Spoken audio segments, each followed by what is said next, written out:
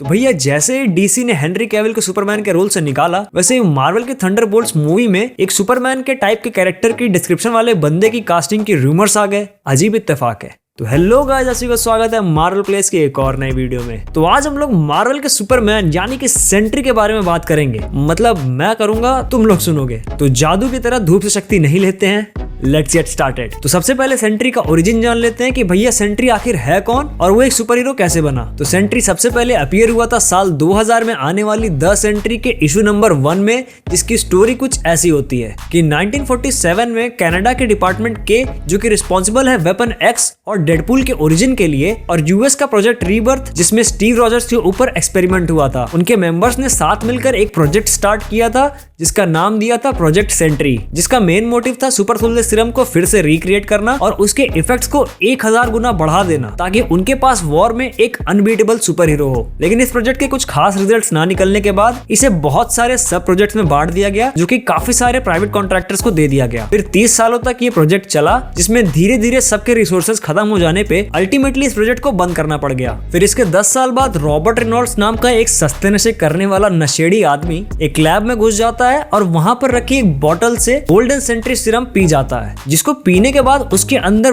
1 million exploding sons की power आ जाती है। और इन सब के बीच उसका पार्टनर और वहां के गार्ड्स वगैरह भी मर जाते हैं। फिर प्रोजेक्ट सेंट्री वाले उसे बुलाते हैं ताकि उसकी पावर्स को टेस्ट करके उसे अपने काम के लिए यूज कर सके। पर अपने सेंट्री भैया तो समाज सेवक निकलते हैं और वहां से निकल जाते हैं अपने दुनिया की भलाई करने। फिर अगर बाकी हीरोज के साथ इसके रिलेशंस की बात करें तो सेंट्री बहुत जल्दी पब्लिक के लिए एक मसीहा की तरह बन जाता है, जिससे उसे एवेंजर्स की टीम में बहुत आसानी से एंट्री मिल जाती है। वो स्पाइडरमैन के लिए एक इंस्पिरेशन बन जाता है, मिस्टर फैंटास्टिक उसे अपने बराबर मानता है और एक्समैन के मेंबर्स भी इसे अपना साथी ही मानते हैं। बट इन सब के अलावा हल्क और सेंट्री पक्के दोस्त बन जाते हैं। अब अगर इसकी पावर्स की बात करें तो सेंट्री को पावर्स मिली थी उसी गोल्डन सेंट्री सीरम से, जिससे उसके अंदर 1 मिलियन एक्सप्लोडिंग सन्स की पावर आ गई थी। और कॉमिक्स में अभी तक इसकी पावर लेवल का अंदाजा कोई नहीं लगा सका है। बस ये बात कई बार बोली गई है कि उसकी पावर लेवल अनलिमिटेड है। मिस्टर फैंटास्टिक ने इसे एक बार ओमेगा लेवल थ्रेट करार दिया था। एमा फ्रॉस्ट ने एक बार ये कहा था कि सेंट्री की पावर किसी गॉड के बराबर है, और गॉड ऑफ वॉर एरिस को भी सेंट्री ने एक बार बीच में से फाड़ दिया था। और जिन्होंने वर्ल्ड वॉर हल्क की कॉमिक सीरीज पढ़ी है उनको ये तो पता होगा कि जब हल्क अपने आपे से बाहर चला गया था तो टोनी स्टार्क हल्क को शांत करवाने के लिए हेल्प मांगने किसके पास गया था। सेंट्री के पास god like super human strength है, और बेसिकली इसकी स्ट्रेंथ इसके मेंटल स्टेट पे डिपेंड करती है। क्योंकि रॉबर्ट रेनॉल्ड्स एक ड्रग एडिक्ट और डिप्रेस्ड बंदा होता है, तो सेंट्री की फिजिकल पावर काफी हद तक इस चीज पर डिपेंड करती है कि वो मेंटली कितना स्टेबल है। इसने एक बार पूरे के पूरे चांद को अपने हाथों से चकनाचूर कर दिया था, और यहाँ तक कि इसके पास इतनी ज्यादा पावर है कि हल्क के बॉडी पार्ट्स को ये काफी आसानी से तोड़ सकता है। फिर इसके पास सुपर स्पीड भी है, जो कि ये माना जाता है कि लाइट ऑफ स्पीड से कई गुना तेज ये थिंक, रन और रिएक्ट कर सकता है। कॉमिक्स में उसे ऑर्बिटल वेलोसिटी जितना तेज बताया गया है, लेकिन जहाँ पे स्पीड ऑफ लाइट की रफ्तार से सन तक ट्रेवल करने में हमें 8 मिनट लगेगा, वहीं सेंट्री ने ये काम 1 मिनट से भी कम के समय में कर लिया था। सेंट्री के पास उड़ने की भी पावर है, तो जब वो अपनी सुपर स्पीड से उड़ता है तो ये बताया जाता है कि वो टाइम और स्पेस को भी बेंड कर देता है। फिर सेंट्री के पास इनवल्नरेबिलिटी यानी कि कोई भी हार्म ना पहुंचने की पावर है, जो कि काफी हद तक कैप्टन मार्वल के पास भी है। फिर इन सब के साथ साथ उसके पास super human stamina, super human reflexes और सुपर ह्यूमन सेंसेस भी हैं। सेंट्री के पास टेलीपोर्टेशन की भी पावर है, तो उसे कहीं भी जाने में ज्यादा देर नहीं लगती।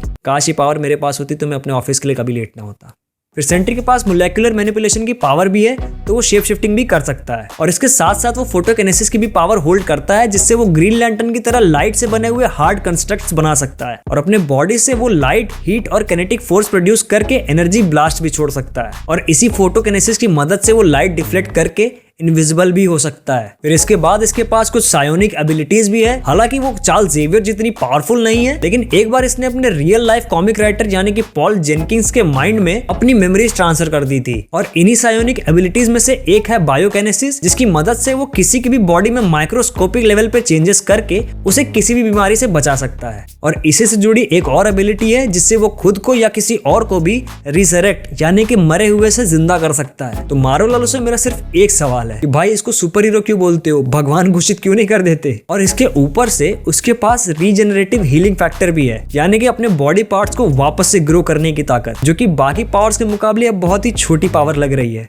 नहीं, हाँ, तो पावर्स की बात हो गई तो अब वीकनेसेस भी जान लेते हैं। तो वैसे तो सेंट्री के पास कोई बड़ी वीकनेसेस है नहीं, क्योंकि वो एक गॉड लाइक कैरेक्टर है, लेकिन फिर भी उसे कहीं कहीं कमजोर पड़ते देखा गया है। तो जैसा कि मैंने बताया कि रॉबर्ट रेनॉल्ड्स एक नशेड़ी और डिप्रेस टाइप का आदमी होता है, तो उसको अपने ब्रेन पर ज्यादा काबू नहीं रहता, जिससे उसका मेंटल मैनिपुलेशन करना बहुत इजी हो जाता है। और कॉमिक्स में सेंट्री को मैनिपुलेट करके नॉर्मन ऑसबॉर्न ने भी बहुत सारे काम करवाए थे। फिर सेंट्री के ऊपर एक और चीज काफी ज्यादा हावी हो जाती है, जिसको कहते हैं स्पिरिचुअल अटैक, यानी कि ऐसा अटैक जो कि किसी स्पिरिचुअल बीइंग से रिलेटेड हो। फिर सेंट्री को कई बार अपने पावर्स पे भी काबू नहीं रहता है, तो ये चीज भी काफी बार उसके लिए प्रॉब्लम बन जाती है। और अब जो आखिरी वीकनेस है वो ये है कि नेगेटिव जोन, जो कि एक अपसाइड डाउन टाइप की जगह होती है, वहां पर जाते ही सेंट्री कमजोर होने लगता है और उसकी दूसरी स्प्लिट पर्सनैलिटी यानी कि वॉइड उस पर हावी होने लगता है। अब आप पूछोगे ये वॉइड क्या चीज है? तो वॉइड बेसिकली सेंट्री की एक स्प्लिट पर्सनैलिटी होती है, जो कि एकदम सेम पावर्स होल्ड करता है, बस उसमें फर्क ये है कि वो इविल होता है। और बेसिकली सेंट्री की पूरी कहानी इस वॉइड के ही इर्द गिर्द घूमती रहती है, क्योंकि इसी वॉइड को काबू ना कर पाने की वजह से पूरी दुनिया को ये भुलवा देता है कि सेंट्री और रॉबर्ट रेनॉल्ड्स कौन है। फिर एक दिन वही द सेंट्री कॉमिक्स, जो कि उसके राइटर पॉल जेनकिंस ने लिखा था, वो पढ़कर उसे ये याद आ जाता है